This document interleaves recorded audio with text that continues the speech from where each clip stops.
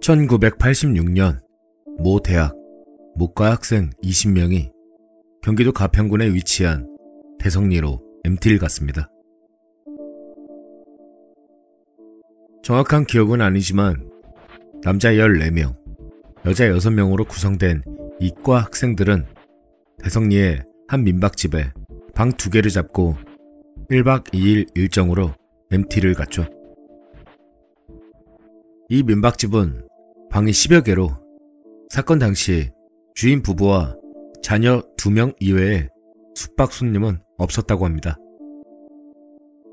이 사건도 역시 민박집 식구 위엔 별다른 용의자가 없는 것이죠. 사건은 20여 명의 학생이 밤새 술을 먹고 기타 치며 노래를 부르고 새벽 내내 놀았다는 것인데, 그 중엔 술에 취해 먼저 잠이 든 사람도 있고 끝까지 버틴 사람도 있었다는 것이 일반적 추론입니다. 역시 증인, 알리바이를 추궁할 대상이 전무후무한 것입니다.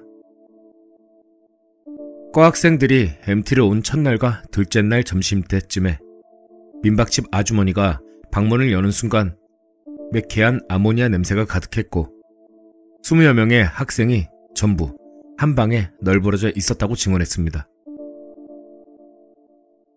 현장을 가장 먼저 목격한 아주머니의 증언이었습니다. 국과수로 사체를 넘겨 전부 부검을 시행했지만 역시나 사인을 명확하게 찾지 못했습니다. 납중독, 청산가리, 카드뮴, 암모니아와 나프탈렌 정도의 물질 등이 부검 결과에 나왔습니다. 외부의 상처나 싸운 흔적 등은 전혀 없었죠. 현장에 있었던 그들이 먹었던 건 소주와 막걸리인데 모두 검사해본 결과 아무런 의심할 만한 흔적이 나오지 못했다고 합니다. 막걸리는 동네 슈퍼에서 구매한 걸로 확인됐고 막걸리 공장까지 수사한 결과 이렇다 할 만한 증거를 찾지 못했습니다. 일단 가장 유력한 용의자인 민박집 가족을 신문했지만 역시나 그들을 음독시킬 이유가 전혀 없었습니다. 초등학생과 중학생인 자녀 역시 마찬가지였고요. 전혀 어울리지 않은 두 화학물질이 결합해 인류가 발견하지 못한 치명적인 독소가 생성된 건 아닐까라는 의문도 있었지만 이 의문 자체가 수사 해결을 하는 데엔 전혀 도움이 되지 못했습니다. 아마도 경찰은 자살로 마무리한 것으로 기억하지만 정확하진 않습니다. 이 사건 역시 뚜렷한 동기와 원인을 찾지 못한 케이스입니다. 이분이 기억하신 물질은 저 정도인데 몇 가지 더 있었던 것으로 기억한다고 합니다. 워낙 많은 사람이 죽은 사건이라 좀 충격적이었던 것으로 기억을 마무리하셨습니다.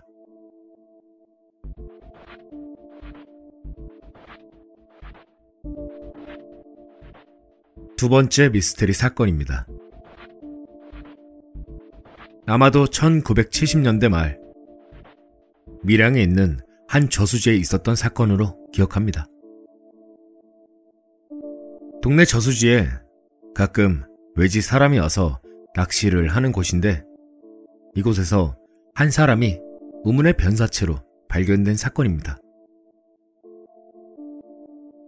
50대의 이 남성은 목에 날카로운 물체에 물려 즉사한 것으로 판명됐고 국가서 부검 결과 날카로운 이빨의 주인공은 다름 아닌 멧돼지인 것으로 판명났습니다. 처음 발견 당시 사체는 의자 옆에 쭈그리고 앉아 머리를 앞으로 처박은 상태에서 고꾸라진 모습이었다고 합니다. 목에 난 이빨은 정면에서 물은 것이 분명한데 현장 조사에서 볼 때 사망자의 정면은 저수지 한가운데라는 점입니다. 결국 정황상 저수지 가운데에서 멧돼지가 튀어나와 피해자의 목을 정면으로 달려들어 물었다는 점인데 이는 상식적으로 이해가 불가능한 것입니다. 국과수의 정밀 검사가 반복적으로 이루어졌지만 선명한 멧돼지 이빨 자국은 피해자 정면에서 문 것이 확실했다고 합니다. 경찰과 동네 사람들은 저수지 근처를 뒤져 멧돼지를 사냥한 것으로 이 사건은 종결됐지만 결국 앞쪽에서 물었다는 정황은 제대로 설명되지 못했습니다. 제가 혹시 멧돼지 이빨 모양의 다른 흉기는 없었을까? 라는 질문을 던졌지만 이분은 확신하셨습니다. 이것은 멧돼지의 이빨이 맞다고. 그리고 정면에서 달려들어 문 것이 확실하다고 말입니다. 이 이야기를 듣고 정황을 머릿속으로 그려보면 새벽에 간이 의자에 앉아 낚싯대를 대고 고기를 기다리던 50대 남성이 물에서 튀어나온 멧돼지가 정면으로 목을 물어 몸이 앞으로 고꾸라지면서 중심을 잃고 의자 옆으로 쓰러진 것입니다.